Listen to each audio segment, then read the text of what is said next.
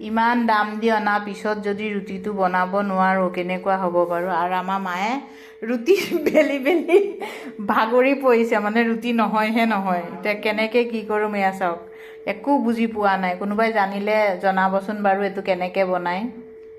অনলাইনত অৰ্ডাৰ দি এই আটাৰ পেকেটটো অনা হৈছে। 2 কেজি দাম লৈছে 316 টকা। আৰু এইফালে মায়ে আটা সানি পেলাই বনাবলৈ দিছোঁ। ৰুটিৰ চেহেৰা হৈছে সেয়া। এতিয়া আটা বেলিবই নোৱাৰি, মানে ৰুটিটো বেলিবই নোৱাৰি, এনেকুৱা অৱস্থা হৈছে। আপোনালোক কোনোবাই এই আটাটো খাই পাইছেনে? আৰু যদি খাই পাইছে মানে কেনেকৈ ৰুটিটো বনায় এবাৰ আমি পৰা নাই, ক'বচোন। তুমি আজি গা ধুলা? 10-15 দিন মূৰত আজি আমাৰ ধুনুমাই গা ধুইছে।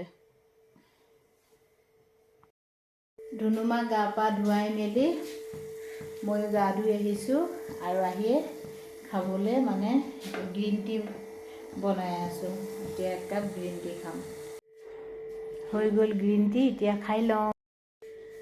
ঠাণ্ডা কমিয়ে গৈছে, গৰম লাগেই বাৰু। আজি গা পা ধোৱাও বহুত দেৰি হ'ল, যিহেতু বুবুক গা ধোৱালোঁ আৰু কিবা কিবি বহুত কাম কৰিলোঁ। আৰু ৰাতিপুৱা ৰুটি লৈ যিখন নাটক হ'ল আমাৰ, আৰু যিয়ে নহওক এতিয়া গ্ৰীণ টি খাই লওঁ।